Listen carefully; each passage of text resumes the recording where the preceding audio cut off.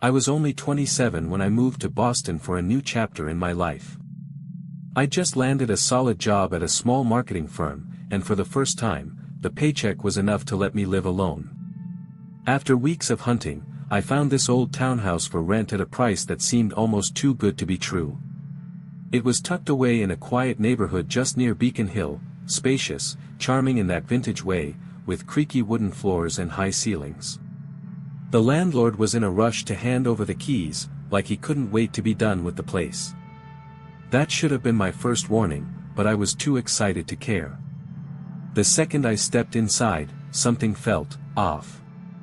There was this heavy stillness in the air, like it was pressing down on me. A faint musty smell hung everywhere, the kind that clings to old houses untouched for years. The place came fully furnished, antique furniture, dusty bookshelves, everything frozen in time, as if no one had really lived there in decades. I told myself it was just the age of the building. Old places have character, right? And for that rent, I wasn't about to complain. The first couple of nights were quiet enough, just the occasional groan from the pipes and distant city sounds filtering in. But by the third night, small things started to catch my attention. I'd hear faint footsteps when I knew I was the only one home. Doors that I'd closed would shift just a little, like they were settling on their own. My bedroom door, which I always shut tight before bed, would be cracked open in the morning. I blamed drafts at first, tried to laugh it off, but deep down, I couldn't shake the feeling that I was being watched. One evening, I was pulling a late shift in the small study on the second floor. The room had this massive built-in bookshelf packed with forgotten novels, layers of dust coating every spine, and a huge oak desk that looked like it had been there since the house was built. I was deep into my work when I heard a faint creak right behind me. I spun around in my chair, half expecting to catch a draft or maybe a mouse, but the only thing out of place was the old armchair near the window. It had shifted slightly. I could have sworn it had been angled toward the wall when I sat down. I chuckled nervously, blaming tired eyes, and turned back to my laptop. Not even a minute later, the chair scraped across the floor again, this time moving another inch closer to me. My skin prickled. I stared at it, waiting for it to happen a third time, but it stayed perfectly still. Still, the room suddenly felt smaller, colder. After that night, falling asleep became a battle. Every time I killed the lights, I had this overwhelming sense that something was lurking just beyond my vision, standing in the corners where the shadows pooled deepest. I started locking my bedroom door religiously, but every single morning I'd wake up to find it cracked open, just a few inches, like someone had tested it during the night. To prove I wasn't losing my mind, I even piled a stack of heavy books against the inside of the door one night. The next morning, the books hadn't moved an inch, yet the door was ajar again. Whatever was doing this didn't need to push things out of the way, it just passed through. A few nights later, I was lying wide awake when I caught the faintest sound, whispering. It was soft, almost like wind rustling leaves, but it was coming from the hallway right outside my room. The words weren't clear, just a low, overlapping murmur that made my blood run cold. I sat up, heart slamming against my ribs, and strained to make sense of it. The second I focused, it stopped dead. The silence that followed felt even heavier, like the house itself was holding its breath, waiting to see what I'd do next.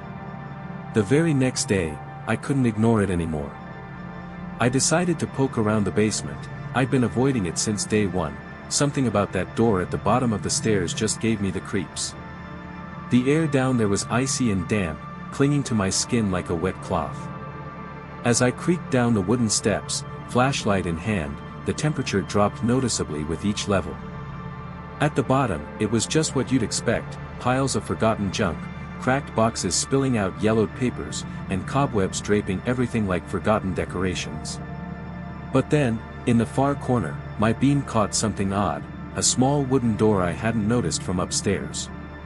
It was undersized, maybe 4 feet tall, like it was meant for a child or slapped on as an afterthought. The handle was rusted, and when I gave it a tug, it didn't budge an inch. Frustrated, I turned to head back up, but that's when I heard it, a soft thump from the other side, like something shifting its weight. My stomach dropped. I bolted up those stairs faster than I thought possible, slamming the basement door and throwing the lock. Whatever was down there, I wanted no part of it. That night, sleep was a lost cause. I lay in bed, eyes glued to my bedroom door, every creak in the house amplified in my mind. And then, right at 3:12 a.m., I remember glancing at my clock. It started. A single, sharp knock on the door. I froze, breath caught in my throat. My brain scrambled for excuses: wind, settling wood, anything rational. But another knock followed, deliberate and slow. Then the handle twisted, jiggling like someone was testing it. I wanted to yell, to demand who was there, but terror glued my voice shut. I fumbled for my phone on the nightstand, and just as my fingers wrapped around it, the sound ceased. The silence rushed back in, thicker than before, like the thing outside knew I'd armed myself. I didn't dare move for hours, sweat beading on my forehead despite the chill. Eventually, as dawn crept in, I convinced myself it had been a nightmare, but the fear lingered, gnawing at me. By sunrise, I was done. I couldn't stay another second in that house. I threw essentials into a duffel bag, clothes, wallet, laptop, and snatched my keys, my mind screaming to just get out. But as I reached the front door, everything went wrong. The air thickened, like wading through syrup, an invisible pressure pushing back against me. My hand gripped the knob, but it wouldn't turn. It wasn't locked, it just refused. Panic surged through me as I yanked harder, my knuckles whitening. I wasn't alone, I could feel it, that presence wrapping around the room like a cold fog. From upstairs, slow footsteps echoed, deliberate and unhurried, heading toward the stairs. My blood ran ice cold. I didn't dare look. Instead, I bolted to the kitchen, grabbing the first heavy thing I saw, a cast iron skillet from the stove. The footsteps hit the landing, creaking closer, but I kept my eyes forward, refusing to glance back. My body trembled, every instinct yelling to run, but where? The front door was sealed shut by whatever force held it. Suddenly, every light in the house flickered wildly, not outage level, but a stuttering dimness that twisted the shadows into grotesque shapes on the walls. The whispering started again, but this time it was right there in the kitchen with me, murmuring just out of earshot. I whirled around, skillet raised like a weapon, scanning the empty room. Nothing but dancing shadows, mocking me. My breaths came in ragged gasps, fingers numb on the handle. And then, as abruptly as it began, it all stopped, the light steadied, the air lightened, and when I glanced at the front door, it was cracked open, as if inviting me to flee. I didn't question it. I dropped the skillet and sprinted out, the cool night air hitting my face like freedom. I jumped into my car, hands shaking so badly I could barely start the engine, and peeled away without a backward glance. I ended up at a dingy motel across town, collapsing onto the bed, trying to convince myself it was over. But as I lay there, my phone buzzed, a motion alert from the cheap security cam I'd set up in the townhouse living room before all this started. With trembling fingers, I opened the app, the screen flickering to life with the grainy feed from the living room. At first, it looked normal, the empty couch, the shadowed stairs in the background. But then the motion detection highlighted something at the base of the stairs, a figure, standing utterly still, facing the camera. The low-res quality blurred any details, but I could feel its gaze piercing through, right at me. My throat tightened. There was no way, it had to be a glitch, a shadow from a passing car outside. But deep inside, I knew better. The video stuttered forward in the playback, and when it cleared, the figure had jumped closer, no smooth movement, just an abrupt shift, like a frame had been cut. My breath hitched. It happened again, another glitch, and it was even nearer, details sharpening just enough to show a vague outline, humanoid but wrong somehow. I slammed the phone face down on the bed, my pulse roaring in my ears, drowning out the motel's hum. I wasn't there anymore, how could it know I was watching? The house was miles away, but that thing, it felt personal. Another buzz jolted me, motion detected at the front door this time. Dread pooling in my gut, I picked up the phone again, forcing myself to tap the alert. The feed loaded, the door was ajar, swinging slightly in a breeze that wasn't there, but no one visible outside. Before I could zoom in, the screen glitched hard and cut to black, the connection lost. I hurled the phone across the room, backing against the wall as if distance could protect me. My mind screamed that I wasn't safe, that nowhere was. Who could I call? The police? And say what, that my empty rental was haunted? I'd sound insane. Then came the knock. Not on the app, not from the townhouse, at my motel door. Slow, deliberate, echoing in the cheap room. My body went rigid. I didn't move, didn't breathe, praying it was a mistake, a late-night guest at the wrong room. Another knock, firmer this time. Heart hammering, I crept to the peephole, pressing my eye against it. The walkway outside was dimly lit, empty at first, then a shadow shifted just out of view, lurking in the blind spot by the frame. The handle jiggled, twisting like someone, or something, was trying to force it open. I didn't think, I just reacted. Snatching my car keys from the nightstand, I dashed to the bathroom, hoisting myself through the small window and dropping to the gravel outside with a thud that jarred my knees. I sprinted to my car in the parking lot, not daring to look back at the motel door. My lungs burned as I fumbled the key into the ignition, the engine roaring to life. I peeled out of there, tires screeching, putting as much distance as possible between me and whatever had tracked me down. I left everything behind, my bag, my phone, all of it. None of that mattered anymore, survival did. I never returned to that townhouse. Not to grab my stuff, not to confront whatever lurked there. I broke the lease over a frantic phone call to the landlord, who didn't even argue, just refunded my deposit like he understood. But even now, months later, in a new city far away, I wake up sometimes in a cold sweat, convinced it's not over. At odd hours, I'll hear a faint whisper in the empty room, or catch a shadow shifting where it shouldn't. That place wasn't just haunted, it latched on, followed me out. And I fear it always will. If you enjoyed this chilling tale, be sure to like, share, and subscribe for more spine-tingling stories that will keep you up at night. I had always fantasized about living in a sleek high-rise penthouse in the heart of downtown Chicago.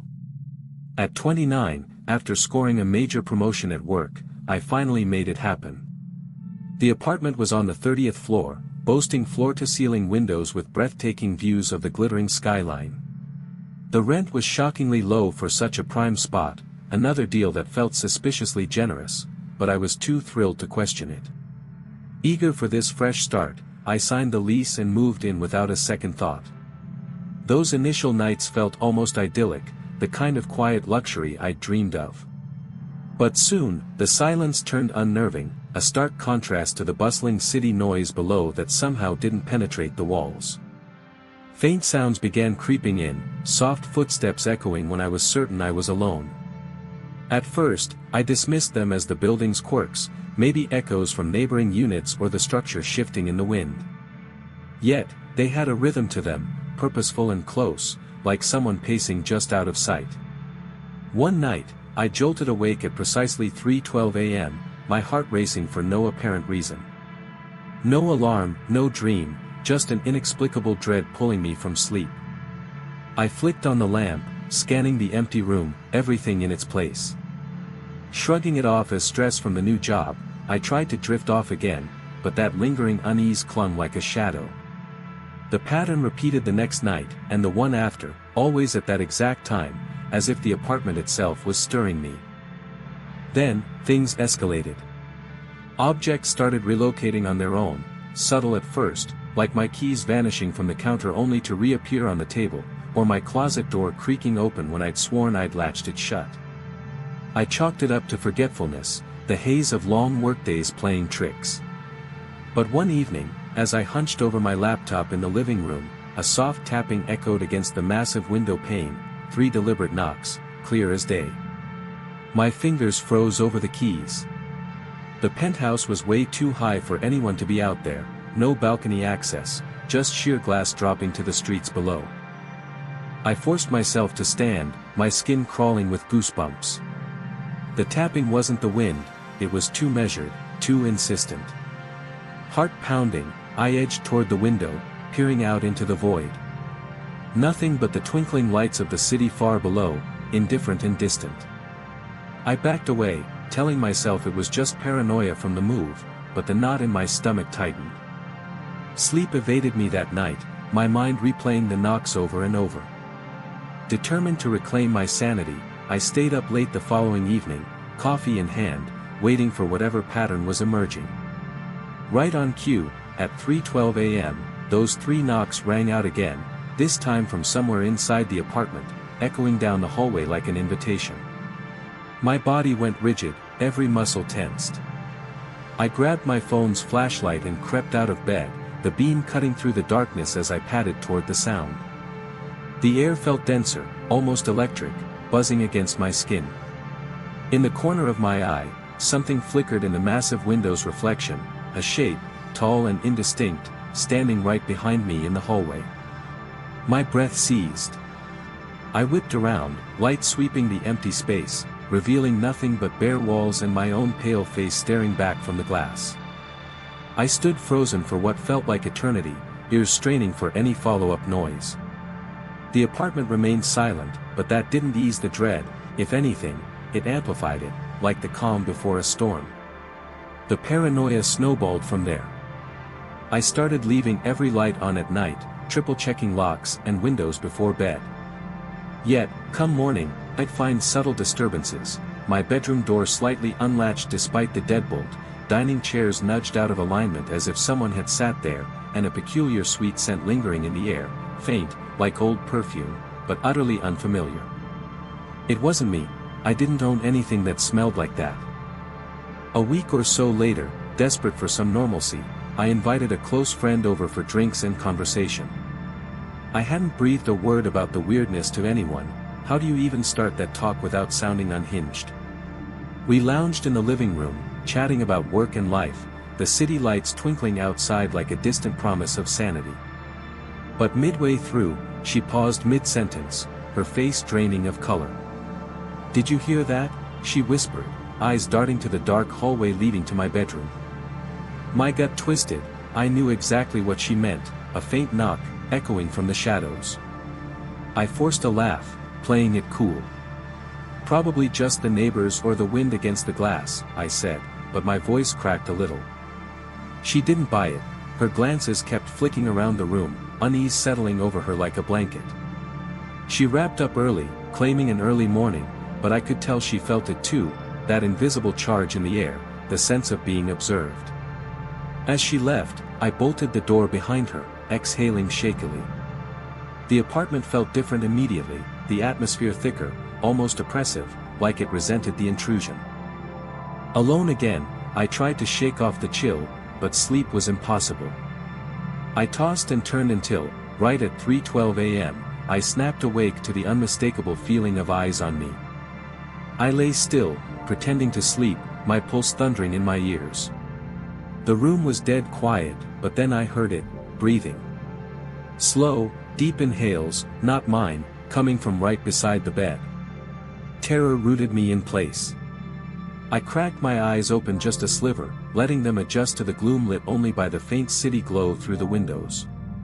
In the reflection on the glass, there it was, a silhouette at the foot of my bed, unmoving, just watching.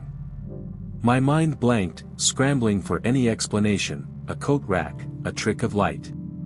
But as I shifted ever so slightly toward the lamp, the figure tilted its head, deliberate and aware. My heart nearly exploded. This wasn't imagination, whatever shared my space had been there all along, patient and unseen. I don't recall drifting off, but morning light eventually flooded the room through those massive windows, pulling me back to reality. My muscles ached from tension, my mind foggy with remnants of terror. I scanned the space cautiously, no figure, no evidence of anything amiss, just the pristine penthouse mocking my fear. Part of me wanted to believe it was a vivid nightmare, stress manifesting in hallucinations. I dragged myself through the day, work meetings, emails, forcing normalcy. But every shadow in the office, every reflective surface, sent my pulse spiking. Breaking the lease crossed my mind, but how? Admitting to ghosts? I'd be labeled crazy. That evening, I returned home armored with resolve, no more hiding in the dark. I flipped on every light, blasting music to drown out the silence, vowing to stay vigilant. But as the clock ticked to 3:12 a.m., the power surged out, plunging the apartment into inky blackness. No storm outside, no flickering city lights below, it was targeted, deliberate. My phone's flashlight pierced the void, casting elongated shadows that danced unnervingly on the walls. In the reflection of the balcony door's glass, I saw it again, the silhouette, closer now, details sharpening in the dim glow. I spun, beam slashing through the air, illuminating empty space. A low creak echoed from the bedroom hallway, like floorboards protesting under weight. Something was shifting, closing in from the unseen corners. The air thickened, compressing my chest, making each breath a struggle. Panic clawed at me, I had to escape. I snatched my keys, hands slick with sweat, and lunged for the front door. It yanked open easily, spilling me into the building's brightly lit corridor. The shift was instantaneous, the heaviness lifted, replaced by the mundane hum of elevators and distant voices. But as I turned to slam the door shut, my eyes caught it, one last glimpse. A figure lingered just inside the threshold, shrouded in my apartment's shadows, unmoving but watchful. I didn't wait, I bolted down the hall, not stopping until I was outside amid the city's chaos, people, lights, life. That night, I crashed at a hotel, my thoughts a whirlwind of fear and doubt. One truth crystallized, I couldn't go back. Whatever inhabited that penthouse wasn't leaving without a fight. I spent the entire next day dodging thoughts of the apartment, burying myself in work routines to pretend everything was fine. But as dusk fell, reality hit, I had to return, at least to grab my essentials and bail for good. The high-rise lobby buzzed with normalcy, residents chatting, elevators dinging, a false sense of security. Stepping into the one heading up, though, dread coiled in my chest like a spring. With each floor ticking by, the air grew heavier, more confined, until the doors slid open on my level. The hallway stretched silent and empty, my door waiting like a sentinel. Key in hand, I unlocked it and pushed inside. The chill hit immediately, freezing, unnatural for a heated building. Lights flickered weakly as I hurried to the bedroom, my half-packed suitcase still on the floor from the night before.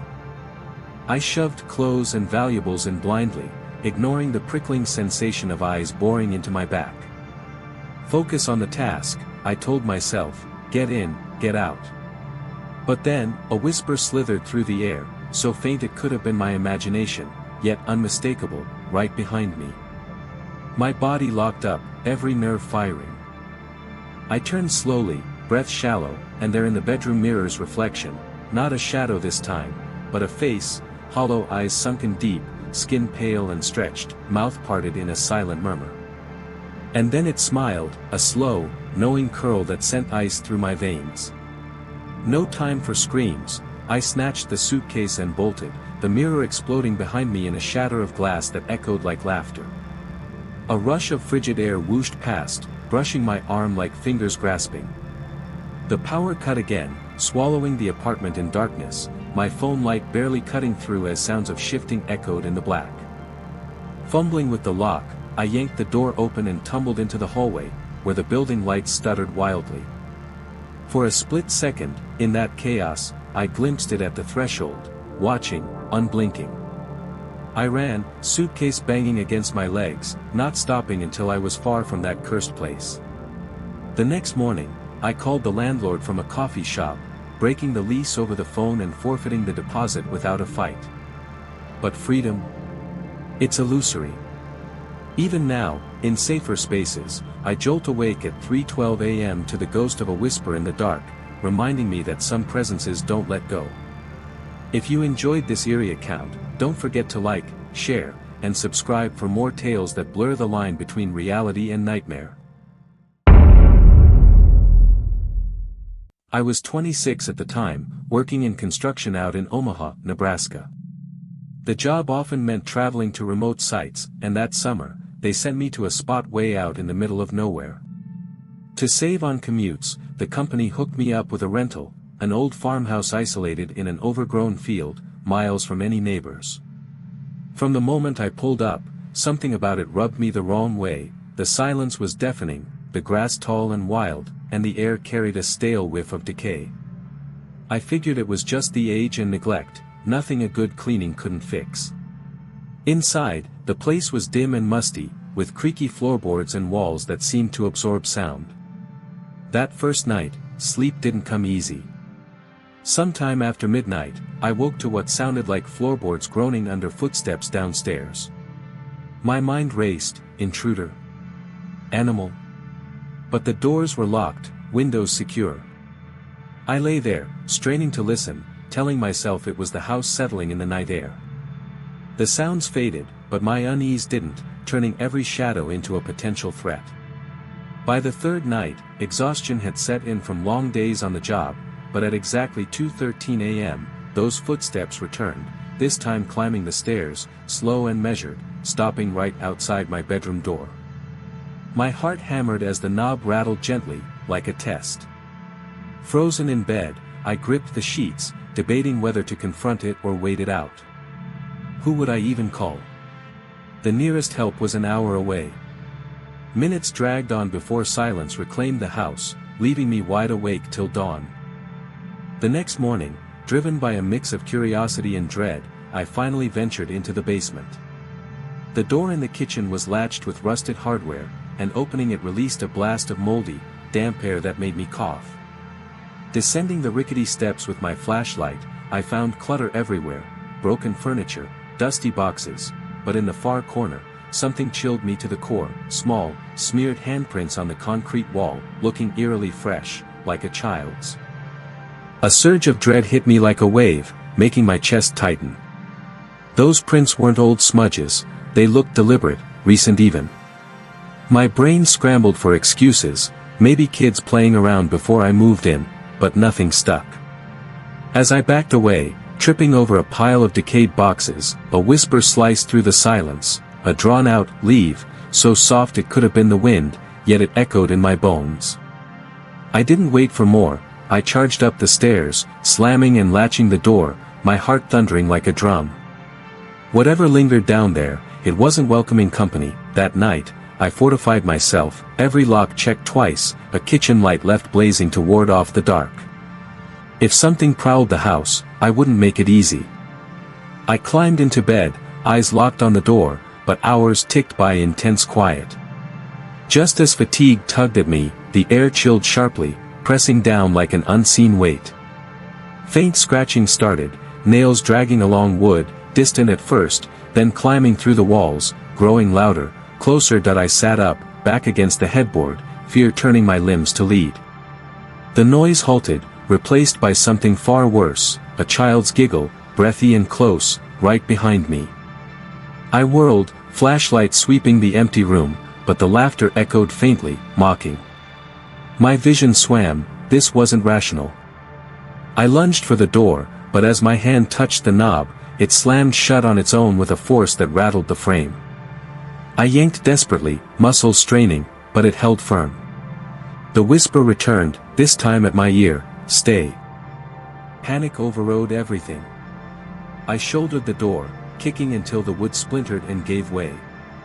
I grabbed my pre-packed bag and tore downstairs, bursting into the night. The car was my lifeline, I floored it, dust kicking up as I sped away, not stopping until a gas station's lights appeared on the horizon. Hands still shaking, I slumped in the seat, trying to process. Calling my boss to quit felt inevitable, no paycheck justified this nightmare. What might happen next in a tale like this, where our protagonist has just escaped a night of terror? Imagine you fled to a gas station, heart still racing. How would you process such an experience? Would you seek answers from strangers, or dismiss it as fatigue? Let's explore together. Perhaps an encounter with someone who knows the house's secrets could deepen the mystery. What do you think the old man at the bench might reveal, and how could that shape your understanding of lingering fears? As I caught my breath in the car, an elderly man on a nearby bench locked eyes with me, his stare knowing and heavy. He spoke first. "You came from that old farmhouse, didn't you?" Stunned, I nodded, and he sighed deeply, his voice gravelly from years of stories untold. "That place should have been razed long ago." Curious yet terrified, I pressed for details. He explained the house's dark past, abandoned for decades before my rental, last occupied by a family in the 1960s whose daughter, Margaret, vanished one night without a trace. The parents fled, and rumors swirled ever since. But he didn't stop there. "What insights do you gain from hearing that Margaret wasn't the first?" He claimed the curse predated them, with children disappearing over generations, as if the house hungered for innocence. Some whispered Margaret lingered, trapped or transformed. "You're fortunate to have escaped," he warned. "Most aren't so lucky." His words twisted in my gut. Could a building truly hold such malice? How does learning this history change how one views unexplained whispers or footprints? Shaken, I quit the job, fleeing Nebraska for home, vowing to forget. Yet, anomalies followed, doors ajar when secured, scratches in walls, even a faint child's print in dust. Months on, in quiet nights, that whisper echoes, stay, blurring paranoia and reality. Have I truly left, or does it shadow me? What lessons might we draw from stories where escape feels incomplete? If this narrative sparked your curiosity, consider liking, sharing, and subscribing to uncover more mysteries together.